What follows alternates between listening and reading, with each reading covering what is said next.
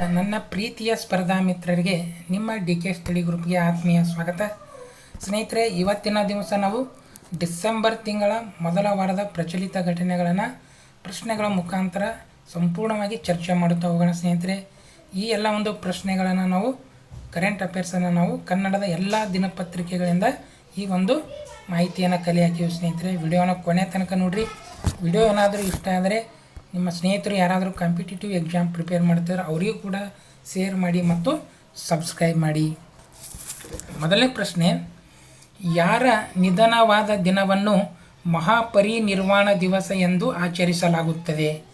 ಯಾರ ನಿಧನವಾದ ದಿನವನ್ನು ಮಹಾಪರಿನಿರ್ವಾಣ ದಿವಸ ಎಂದು ಆಚರಿಸಲಾಗುತ್ತದೆ? ಸ್ನೇಹಿತರೆ, 4 ಆಪ್ಷನ್ ಇಲ್ಲೇ ಇವೆ ನೋಡಿ. ಸ್ನೇಹಿತರೆ, ಯಾವುದಪ್ಪ ಇದರಲ್ಲಿ ಸರಿ ಉತ್ತರ ಗೆಸ್ ಮಾಡಿ. ಸ್ನೇಹಿತರೆ, ಆಪ್ಷನ್ ಬಿ ಇದೆಯಲ್ಲ, ಡಾಕ್ಟರ್ BR ಅಂಬೇಡ್ಕರ್ ಅವರ ಒಂದು ನಿಧನವಾದಂಥ ಒಂದು ದಿನವನ್ನು ನಾವು ಮಹಾಪರಿನಿರ್ವಾಣ ದಿವಸ ಎಂದು ಕರಿತೀವಿ. ಸ್ನೇಹಿತರೆ, ಹಾಗಾದರೆ ಯಾವಾಗ ಇವರು ನಿಧನವಾಗಿರಂದ್ರೆ 1956 ಡಿಸೆಂಬರ್ 6 ತಮ್ಮ ದೆಹಲಿಯ ನಿವಾಸದಲ್ಲಿ ನಿಧನರಾಗ್ತಾರೆ. ಸ್ನೇಹಿತರೆ, ನಾವು ಐತಿಹಾಸಿಕವಾಗಿ ನೋಡೋದಾದ್ರೆ ಸ್ನೇಹಿತರೆ, ಗೌತಮ ಬುದ್ಧರು ಏನು ಬೌದ್ಧ ಧರ್ಮದ ಸ್ಥಾಪಕರಿದ್ದಾರಲ್ಲ, ಅವರು ನಿಧನವಾದ ದಿನವನ್ನು ಮಹಾಪರಿನಿರ್ವಾಣ ದಿವಸ ಎಂದು ಕೂಡ ಕರಿತೀವಿ. ಬಟ್ ಅಂಬೇಡ್ಕರ್ ಅವರಿಗೂ ಕೂಡ ಯಾಕೆ ಈ ಒಂದು ಮಹಾಪರಿನಿರ್ವಾಣ ದಿವಸ ಅಂದೇವಂದ್ರೆ, ಅಂಬೇಡ್ಕರ್ ಅವರು ತಮ್ಮ ಕೊನೆಯ ದಿನಗಳಲ್ಲಿ ಬೌದ್ಧ ಧರ್ಮವನ್ನು ಸ್ವೀಕಾರ ಮಾಡ್ತಾರೆ. ಸ್ನೇಹಿತರೆ, 1956 ಅಕ್ಟೋಬರ್ 14 ಹೀಗಾಗಿ ಅವರಿಗೂ ಕೂಡ ಮಹಾಪರಿನಿರ್ವಾಣ ದಿವಸ ನಾವು ಕರಿತೀವಿ. ಅವರ ನಿಧನವಾದ ದಿನವನ್ನು, ಅವರ ಸಮಾಧಿಯನ್ನು ಏನಂತ ಕರಿತೀವಿ ಸ್ನೇಹಿತರೆ? ಚೈತ್ಯ ಭೂಮಿ ಅಂತೇಳಿ ಕರಿತೀವಿ. ಅದು ಮುಂಬೈಯಲ್ಲಿದೆ. ಎರಡನೇ ಪ್ರಶ್ನೆ, ಗೂಗಲ್ ಭಾರತದಲ್ಲಿ ತನ್ನ ಮೊದಲ ಗೂಗಲ್ ಸೇಫ್ಟಿ ಕೇಂದ್ರವನ್ನು ಎಲ್ಲಿ ಸ್ಥಾಪಿಸುತ್ತಿದೆ? ಗೂಗಲ್ ಭಾರತದಲ್ಲಿ ತನ್ನ ಮೊದಲ ಗೂಗಲ್ ಸೇಫ್ಟಿ ಕೇಂದ್ರವನ್ನು ಎಲ್ಲಿ ಸ್ಥಾಪಿಸುತ್ತಿದೆ? ಯಾವ ನಗರದಲ್ಲಿಪ್ಪ ಅಂದ್ರೆ ಆಪ್ಷನ್ ಎ ಇದೆಯಲ್ಲ, ಹೈದರಾಬಾದ್ನಲ್ಲಿ. ತೆಲಂಗಾಣದ ರಾಜಧಾನಿಯಾದಂಥ ಹೈದರಾಬಾದ್ನಲ್ಲಿ ಗೂಗಲ್, ಜಗತ್ತಿನ ಅತಿ ದೊಡ್ಡದಾದಂಥ ಒಂದು ಸಂಸ್ಥೆಯಾದಂಥ ಗೂಗಲ್ ಸರ್ಚ್ ಇಂಜಿನ್ ಅಂತ ಕರಿತೀವಿ. ಸ್ನೇಹಿತರೆ, ಇದು ಜಾಗತಿಕ ಮಟ್ಟದಲ್ಲಿ ಗೂಗಲ್ ಒಂದು ಸೇಫ್ಟಿ ಕೇಂದ್ರವನ್ನು ಸ್ಥಾಪನೆ ಮಾಡ್ತಾ ಇರೋದು 5ನೇದಾಗಿದೆ. ಇಡೀ ಜಗತ್ತಿನಲ್ಲಿ 5 ಇವೆ. ಬಟ್ ಭಾರತದಲ್ಲಿ ಇದೇ ಮೊದಲ ಬಾರಿಗೆ ಒಂದು ಫಸ್ಟ್ ಟೈಮ್ ಸ್ಥಾಪನೆ ಮಾಡ್ತಾ, ಅದು ಕೂಡ ಇಲ್ಲಿ ಹೈದರಾಬಾದ್ ನಗರದಲ್ಲಿ ಆ ನಗರವನ್ನು ಆಯ್ಕೆ ಮಾಡ್ಕೊಂಡಿದೆ. ಸ್ನೇಹಿತರೆ, ಇತ್ತೀಚೆಗೆ ಇಸ್ರೋ ಉಡಾವಣೆ ಮಾಡಿರುವ ಪ್ರೋಬಾ 3 ಯಾವ ಬಾಹ್ಯಾಕಾಶ ಸಂಸ್ಥೆಯ ಉಪಗ್ರಹವಾಗಿದೆ? ಇಸ್ರೋದವರು ಇತ್ತೀಚೆಗೆ ಒಂದು ಉಡಾವಣೆ ಮಾಡಿದ ಸ್ನೇಹಿತರೆ ಉಪಗ್ರಹದ ಹೆಸರು ಪ್ರೋಬಾ 3 ಅಂತೇಳಿ. ಇದು ಕೂಡ ಇನ್ನೊಂದು ದೇಶದ ಒಂದು ಬಾಹ್ಯಾಕಾಶ ಸಂಸ್ಥೆ ಉಪಗ್ರಹವಾಗಿದೆ. ಯಾವುದಪ್ಪ ಅಂದ್ರೆ ಅದು ಆಪ್ಷನ್ ಬಿ ಇದೆಯಲ್ಲ, ESA ಅಂದರೆ ಯುರೋಪಿಯನ್ ಸ್ಪೇಸ್ ಏಜೆನ್ಸಿ ಅಂತೇಳಿ. ಯುರೋಪಿಯನ್ ಒಕ್ಕೂಟದ ಎಷ್ಟು ದೇಶಗಳಿವೆಲ್ಲ ಆ ಎಲ್ಲ ದೇಶಗಳು ಕೂಡಿ ಒಂದು ಬಾಹ್ಯಾಕಾಶ ಒಂದು ಸಂಸ್ಥೆ ಇದೆ, ಅದು ESA ಐತೆ. ಅವರು ಉಪಗ್ರಹದಂಥ ಪ್ರೋಬಾ 3ಯನ್ನು ನಮ್ಮ ಇಸ್ರೋ ಎಲ್ಲಿ ಶ್ರೀಹರಿಕೋಟಾದಲ್ಲಿ ಉಡಾವಣೆ ಮಾಡಿದ್ದಾರೆ. ಮುಂದಿನ ಪ್ರಶ್ನೆ, 2024 ಪುರುಷರ ಹಾಕಿ ಏಷ್ಯಾ ಕಪ್ ಚಾಂಪಿಯನ್ ತಂಡ ಯಾವುದು? 2024 ಪುರುಷರ ಹಾಕಿ ಏಷ್ಯಾ ಕಪ್ ಚಾಂಪಿಯನ್ ತಂಡ ಯಾವುದು? ಸ್ನೇಹಿತರೆ, ಪುರುಷರದು ಇದು ಹಾಕಿ ಟೀಮ್ ಚಾಂಪಿಯನ್ ಯಾರಪ್ಪ ಅಂದ್ರೆ ಅದು ಆಪ್ಷನ್ ಸಿ ಇದೆಯಲ್ಲ, ಭಾರತ. ಭಾರತಕ್ಕೆ ಇದು 5ನೇ ಬಾರಿಗೆ ಏಷ್ಯಾ ಕಪ್ ಒಂದು ಹಾಕಿ ಕಪ್ಪನ್ನು ಗೆದ್ದಿದೆ. ಸ್ನೇಹಿತರೆ, ಫೈನಲಲ್ಲಿ ಯಾರಿಗೆ? ಪಾಕಿಸ್ತಾನದವರಿಗೆ ಸೋಲಿಸುವ ಮೂಲಕ ಈ ಒಂದು ಕಪ್ಪನ್ನು ಗೆದ್ದಿದ್ದೇವೆ. ICCಯ ನೂತನ ಅಧ್ಯಕ್ಷರಾಗಿ ಯಾರು ನೇಮಕಗೊಂಡಿದ್ದಾರೆ? ICCಯ ನೂತನ ಅಧ್ಯಕ್ಷರಾಗಿ ಯಾರು ನೇಮಕಗೊಂಡಿದ್ದಾರೆ? ಯಾರಪ್ಪ ಸ್ನೇಹಿತರೆ? ಆಪ್ಷನ್ ಎ ಇದೆಯಲ್ಲ, ಜೈಶಾ ಅವರು. ಏನು ಭಾರತದ ಜೈಶಾ ಅವರು ಈಗ ಅಂತಾರಾಷ್ಟ್ರೀಯ ಕ್ರಿಕೆಟ್ ಮಂಡಳಿ ICC ಅಂತ ಕರಿತೀವಿ, ಅದರ ನೂತನ ಅಧ್ಯಕ್ಷರಾಗಿ ಆಯ್ಕೆಯಾಗುವ ಮೂಲಕ ಅತಿ ಕಿರಿಯ ವ್ಯಕ್ತಿ ಕೂಡ ಇವರು ಆಗಿದ್ದಾರೆ. ಈಗಾಗಲೇ ಭಾರತದಿಂದ 4 ಜನ ಅಧ್ಯಕ್ಷರಾಗಿ ಕೆಲಸ ಮಾಡಿದ್ದಾರೆ. ಬಟ್ ಈಗ ಇತ್ತೀಚೆಗೆ ಗ್ರೇಗ್ ಬಾರ್ಕ್ಲೆ ಅನ್ನೋರ ಅಧಿಕಾರಾವಧಿ ಮುಗಿದಿದೆ. ಆ ಒಂದು ಸ್ಥಾನಕ್ಕೆ ನಮ್ಮ ಜೈಶಾ ಅವರು ಹೋಗಿದ್ದಾರೆ. BCCI ಒಂದು ಖಜಾಂಚಿಯಾಗಿ ಕೂಡ ಇಲ್ಲಿ ಕೆಲಸ ಮಾಡಿದರು. ಬಟ್ ಈಗ ICC ಚೇರ್ಮನ್ ಆಗಿ ಆಯ್ಕೆಯಾಗಿದ್ದಾರೆ.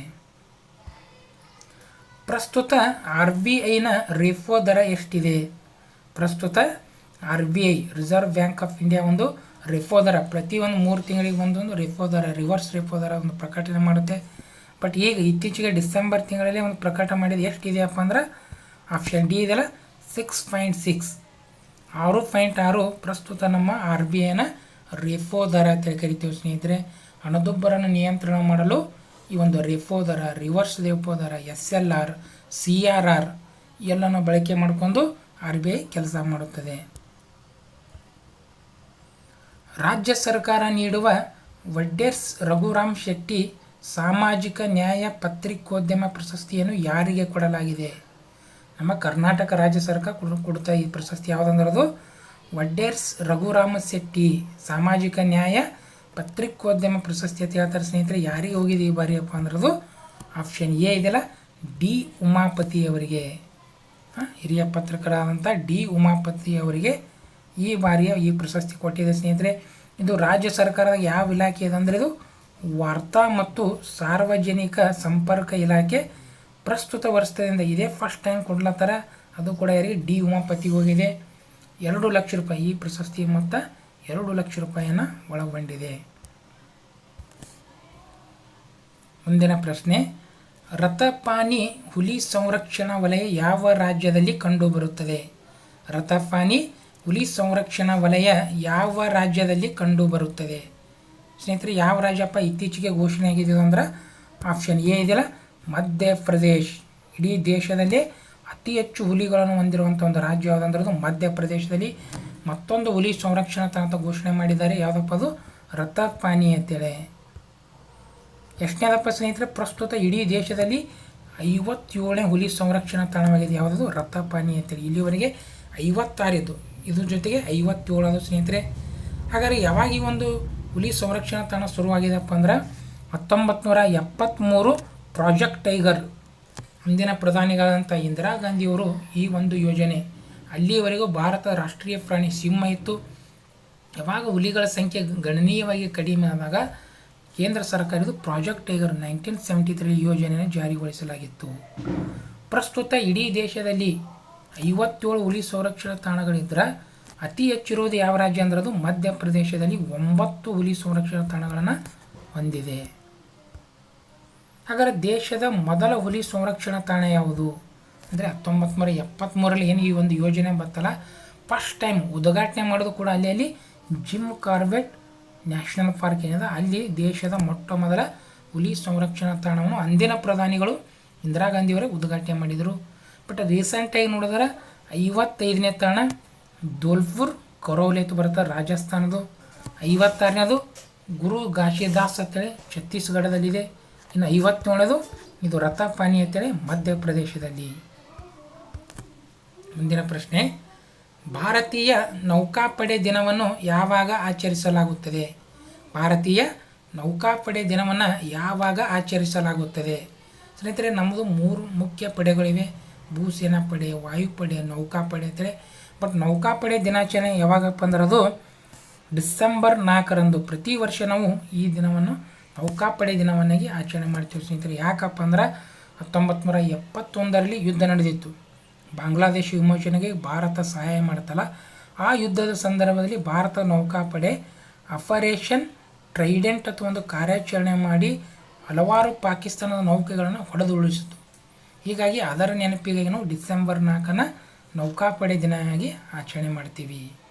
ಇನ್ನು ಭಾರತದ ನೌಕಾಪಡೆ ಪಿತಾಮಹ ಯಾರಿಗೆ ಕರಿತೀವಿ? ಛತ್ರಪತಿ ಶಿವಾಜಿ ಮಹಾರಾಜವರನ್ನು ಕರಿತೇವೆ ಸ್ನೇಹಿತರೆ. ಹಾಗಾದರೆ ಇನ್ನೂ 2 ದಿನಾಚರಣೆಗಳು ಇನ್ನೂ ಯಾವ ಜನವರಿ 15 ಭೂಸೇನಾ ದಿನಾಚರಣೆ ಆಚರಣೆ ಮಾಡಿದ್ರೆ ಅಕ್ಟೋಬರ್ 8 ವಾಯುಪಡೆ ದಿನಾಚರಣೆ ಆಚರಣೆ ಮಾಡ್ತೀವಿ ಸ್ನೇಹಿತರೆ. ಈ ವಾರದಲ್ಲಿ ಬರುವಂಥ ಇನ್ನೂ ಕೆಲವೊಂದು ಪ್ರಮುಖ ದಿನಾಚರಣೆಗಳು ನೋಡಿದ್ರೆ ಡಿಸೆಂಬರ್ 1 ವಿಶ್ವ ಏಡ್ಸ್ ದಿನಾಚರಣೆ ಎಂದು ಕೂಡ ನಾವು ಆಚರಣೆ ಮಾಡ್ತೀವಿ. ಅದೇ ಡಿಸೆಂಬರ್ 1ರಂದು BSF ಬಾರ್ಡರ್ ಸೆಕ್ಯೂರಿಟಿ ಫೋರ್ಸ್ ಒಂದು ಸ್ಥಾಪನೆಯಾದ ದಿನ. ಹೀಗಾಗಿ BSF ರೈಸಿಂಗ್ ಡೇ ಅಂತೇಳಿ ಅದು ಕೂಡ ಆಚರಣೆ ಅವತ್ತೇ ಮಾಡ್ತೇವೆ ಸ್ನೇಹಿತರೆ. ಇನ್ನು ಡಿಸೆಂಬರ್ 2 ರಾಷ್ಟ್ರೀಯ ಮಾಲಿನ್ಯ ನಿಯಂತ್ರಣ ದಿನ ಅಂತೇಳಿ. ಯಾಕೆ ಡಿಸೆಂಬರ್ 2ನ ಆಯ್ಕೆ ಮಾಡ್ಕೊಂಡೇವು ಅಂದರೆ 1984 ಡಿಸೆಂಬರ್ 2ರಂದು ಮಧ್ಯರಾತ್ರಿ ಭೋಪಾಲ್ ಅನಿಲ್ ದುರಂತ ಐತಲ್ಲ ಅದರ ನೆನಪಿಗಾಗಿ ಮಾಲಿನ್ಯ ನಿಯಂತ್ರಣ ಅಂತ ನಾವು ಆಯ್ಕೆ ಮಾಡಿವಿ. ಡಿಸೆಂಬರ್ 3 ಅಂತಾರಾಷ್ಟ್ರೀಯ ವಿಶೇಷಚೇತನರ ಅಂದರೆ ಅಂಗವಿಕಲರ ಒಂದು ದಿನಾಚರಣೆ ಮಾಡ್ತೀವಿ ಡಿಸೆಂಬರ್ 3. ಇನ್ನು ಡಿಸೆಂಬರ್ 5 ವಿಶ್ವ ಮಣ್ಣು ದಿನಾಚರಣೆ. ವಿಶ್ವ ಮಣ್ಣು ದಿನಾಚರಣೆ ಅಂತ ನಾವು ಆಚರಣೆ ಮಾಡ್ತೀವಿ. ಇನ್ನು ಭಾರತದಲ್ಲಿ ಮಣ್ಣು ಸಂಶೋಧನಾ ಕೇಂದ್ರ ಇರೋದು ಮಧ್ಯಪ್ರದೇಶ ಭೋಪಾಲ್ನಲ್ಲಿ. ಕ್ರಿಕೆಟ್ನ ದಂತಕಥೆ ಎಂದು ಯಾರನ್ನು ಕರೆಯುತ್ತಾರೆ? ಕ್ರಿಕೆಟ್ನ ದಂತಕಥೆ ಎಂದು ಯಾರನ್ನು ಕರೆಯುತ್ತಾರೆ ಸ್ನೇಹಿತರೆ ಅಂದರೆ ಯಾರಪ್ಪ ಅಂದ್ರೆ ಆಪ್ಷನ್ ಸಿ ಇದೆಲ್ಲ ಸರ್ ಡಾನ್ ಬ್ರಾಡ್ಮನ್ ಅಂತ ಕರಿತೀವಲ್ಲ ಸ್ನೇಹಿತರೆ, ಇವರನ್ನು ನಾವು ಕ್ರಿಕೆಟ್ನ ದ ಲೆಜೆಂಡ್ ಅಂತ ಕರಿತೀವಿ ಸ್ನೇಹಿತರೆ. ಯಾಕಪ್ಪ ಇವ್ರ ವಿಷಯ ಅಂದರೆ ಅವರು ಧರಿಸಿದಂಥ ಒಂದು ಬ್ಯಾಗಿ ಗ್ರೀನ್ ಅಂತ ಒಂದು ಕ್ಯಾಪ್ ಇತ್ತು ಸ್ನೇಹಿತರೆ, ಗ್ರೀನ್ ಕಲರ್ ಕ್ಯಾಪು. ಅದು ಇತ್ತೀಚೆಗೆ ಹರಾಜು ಮಾಡ್ಯಾರ 2.63 ಕೋಟಿಗೆ ಅದು ಹರಾಜಾಗಿದೆ ಸ್ನೇಹಿತರೆ. ಇಡೀ ವಿಶ್ವ ಕ್ರಿಕೆಟ್ನಲ್ಲಿ 99.94 ಸರಾಸರಿ ಹೊಂದಿದ್ದ ಏಕೈಕ ಕ್ರಿಕೆಟ್ ಯಾರು ಡಾನ್ ಬ್ರಾಡ್ಮನ್ ಅಂತ ಕರಿತೀವಿ. ಇನ್ನು Sachin Tendulkar god of cricket ಅಂತ ಕರೀತಾರೆ ಸ್ನೇಹಿತರೆ. ಇನ್ನು ವಿರಾಟ್ ಕೊಹ್ಲಿಯನ್ನು ಆಧುನಿಕ ಕ್ರಿಕೆಟದ ಕಿಂಗ್ ಕೊಹ್ಲಿ ಅಂತ ಕರೀತಾರೆ ಸ್ನೇಹಿತರೆ. ಇದಕ್ಕೆ ಮುಂಚೆ ಕಿಂಗ್ ಅಂತ ಯಾರಿಗೆ ಸರ್ ವಿವಿಯನ್ ರಿಚರ್ಡ್ಸ್ ಅವರನ್ನು ಕೂಡ ಕಿಂಗ್ ಅಂತೇಳಿ ಕರೀತಾ ಇದ್ರು. ಅಕಾಲ್ ತಖ್ತ್ ಎಂಬ ನ್ಯಾಯ ಸಂಸ್ಥೆ ಕೆಳಗಿನ ಯಾವ ಧರ್ಮದಲ್ಲಿ ಕಂಡುಬರುತ್ತದೆ? ಅಕಾಲ್ ತಖ್ತ್ ಎಂಬ ನ್ಯಾಯ ಸಂಸ್ಥೆ ಕೆಳಗಿನ ಯಾವ ಧರ್ಮದಲ್ಲಿ ಕಂಡುಬರುತ್ತದೆ? ಯಾವ ಧರ್ಮದಲ್ಲಪ್ಪ ನೋಡೋದ ಸ್ನೇಹಿತರೆ? ಆಪ್ಷನ್ ಡಿ ಇದರ ಸಿಖ್ ಧರ್ಮದಲ್ಲಿ ಈ ಒಂದು ಅಕಾಲ್ ತಖ್ತ್ ಅಂತ ಒಂದು ನ್ಯಾಯ ಸಂಸ್ಥೆ ಇದೆ, ಇನ್ನೂ ಕೂಡ ಕಾರ್ಯನಿರ್ವಹಿಸ್ತಾ ಇದೆ. ಅವ್ರ ಧರ್ಮದಲ್ಲಿ ಯಾರಾದರೂ ತಪ್ಪು ಮಾಡಿದ್ರಂದ್ರೆ ಅವರಿಗೆ ಕೆಲವೊಂದು ಶಿಕ್ಷೆ ಅದೇ ಕೊಡುತ್ತಾ. ಇತ್ತೀಚೆಗೆ ಯಾರು ಪಂಜಾಬ್ನ ಮಾಜಿ ಉಪಮುಖ್ಯಮಂತ್ರಿ ಆದಂಥ ಯಾರು ಸ್ನೇಹಿತರೆ ಸುಖ್ಬೀರ್ ಬಾದಲ್ ಅನ್ನೋರಿಗೂ ಕೂಡ ಇತ್ತೀಚೆಗೆ ಒಂದು ಶಿಕ್ಷೆಯನ್ನು ಪ್ರಕಟಣೆ ಮಾಡಿದೆ. ಏನದು ಅಮೃತ್ ಸ್ವರ್ಣ ಮಂದಿರ ಇದೆಯಲ್ಲ ಅದರ ಬಾಗಿಲನ್ನು ಕೈಲಕ್ಕೊಂದು ಶಿಕ್ಷೆಯನ್ನು ವಿಧಿಸಿಬಿಟ್ಟಿದೆ. ಯಾವುದಂದ್ರೆ ಅಕಾಲ್ ತಖ್ತ್ ಸಂಸ್ಥೆ ಅಂತೇಳಿ ಸಿಖ್ ಧರ್ಮದಲ್ಲಿ ಕಂಡುಬರುತ್ತದೆ. ಮುಂದಿನ ಪ್ರಶ್ನೆ, ಫೋಶ್ ಕೆಲಸದ ಸ್ಥಳಗಳಲ್ಲಿ ಮಹಿಳೆಯರ ಮೇಲಿನ ಲೈಂಗಿಕ ಕಿರುಕುಳ ಕಾಯ್ದೆ ಯಾವ ವರ್ಷ ಜಾರಿಗೊಳಿಸಲಾಗಿದೆ? ಸ್ನೇಹಿತರೆ, ಪ್ರತಿಯೊಂದು ಕ್ಷೇತ್ರಗಳಲ್ಲಿ ಮಹಿಳೆಯರಿಂದ ಕೆಲಸ ಮಾಡ್ತಾ ಇದ್ದಾರೆ. ಅಲ್ಲಿ ಕೆಲವೊಂದು ಟೈಮ ಮಹಿಳೆಯರಿಗೆ ಲೈಂಗಿಕ ದೌರ್ಜನ್ಯ, ಲೈಂಗಿಕ ಕಿರುಕುಳ ಅಂತ ಅದಕ್ಕೆ ಏನಂತ ಕರೀತಾರೆ ಫೋಶ್ ಕಾಯ್ದೆ ಅಂತೇಳಿ. ಹಾಗಾದ್ರೆ ಇದು ಯಾವಾಗ ಜಾರಿಗೆ ಬಂದದಂದ್ರೆ ಆಪ್ಷನ್ ಎ ಇದೆಯಲ್ಲ 2013ರಲ್ಲಿ ಈ ಕಾಯ್ದೆ ಸುಪ್ರೀಂ ಕೋರ್ಟ್ ಆರ್ಡರ್ ಮಾಡೋ ಮೂಲಕ ಈ ಕಾಯ್ದೆನ ಜಾರಿಗೊಳಿಸಲಾಗಿದೆ. ಬಟ್ ಆದರೂ ಕೂಡ ಇತ್ತೀಚೆಗೆ ಕೆಲವೊಂದು ಕಡೆ ಜಾರಿಗೆ ಮಾಡಿಲ್ಲ. ಅದರಲ್ಲೂ ಕನ್ನಡ ಚಲನಚಿತ್ರರಂಗದಲ್ಲಿ ಒಂದು ಮೀಟು ಅಂತೇಳಿ ಒಂದು ಕೆಲವೊಂದು ಅಭಿಯಾನ ನಡೆದಿತ್ತು. ಅದಕ್ಕೆ ಈ ಚರ್ಚೆಯಲ್ಲಿರುವಂಥ ವಿಷಯ ಆಗಿದೆ. ಈ ಕೆಳಗಿನ ಯಾವುದರ ಮೇಲೆ ಆಕಸ್ಮಿಕ ಲಾಭ ತೆರಿಗೆಯನ್ನು ವಿಧಿಸುತ್ತಿದ್ದರು? ಈ ಕೆಳಗಿನ ಯಾವುದರ ಮೇಲೆ ಆಕಸ್ಮಿಕ ಲಾಭ ತೆರಿಗೆಯನ್ನು ವಿಧಿಸ್ತಾ ಇದ್ರು? ಯಾವುದ್ರ ಮೇಲೆಪ್ಪ ಅಂದ್ರೆ ಸ್ನೇಹಿತರೆ ಅದು ಆಪ್ಷನ್ ಎ ಇದೆಲ್ಲ ಪೆಟ್ರೋಲ್ ಮತ್ತು ಡೀಸೆಲ್ ಅಂತೇಳಿ. ಈ ಎರಡರ ಮೇಲೆ ಸ್ನೇಹಿತರೆ ನಾವು ರಫ್ತು ಮಾಡ್ಲತ್ತೀವಿ ಅಂದ್ರೆ ಜಾಗತಿಕವಾಗಿ ಪೆಟ್ರೋಲ್ ಆಮದು ರಫ್ತಿನಲ್ಲಿ ಏನಾದರೂ ಒಂದು ತೊಂದರೆ ಆದಾಗ ಭಾರತದಿಂದ ಏನಾದರೂ ನಾವು ಪೆಟ್ರೋಲ್ ರಫ್ತು ಮಾಡಬೇಕಾದ್ರೆ ಈ ಒಂದು ಟ್ಯಾಕ್ಸ್ ಹಾಕ್ತಾಯಿದ್ರು, ಆಕಸ್ಮಿಕ ಲಾಭ ಇದು. ಬಟ್ ಇತ್ತೀಚೆಗೆ ಅದು ಕೂಡ ರದ್ದು ಮಾಡ್ಯಾರ. ಬಟ್ ನಮಗೆ ಗೊತ್ತಿರಬೇಕು ಯಾವ್ದ್ರ ಮೇಲೆ ಅದು ಪೆಟ್ರೋಲ್ ಮತ್ತು ಡೀಸೆಲ್ ಮೇಲೆ. ಸ್ನೇಹಿತರೆ, ಇದು ಡಿಸೆಂಬರ್ 1st ವೀಕ್ನಲ್ಲಿ ಕಂಡು ಬರುವಂಥ ನಮ್ಮ ಎಕ್ಸಾಮ್ ದೃಷ್ಟಿಯಿಂದ ಬರುವಂಥ ಒಂದಿಷ್ಟು ಪ್ರಮುಖ ಪ್ರಚಲಿತ ಘಟನೆಗಳಾಗಿವೆ ಸ್ನೇಹಿತರೆ. ವಿಡಿಯೋ ಇಷ್ಟವಾದರೆ ಒಂದು ಲೈಕ್ ಕೊಡಿ ಸ್ನೇಹಿತರೆ.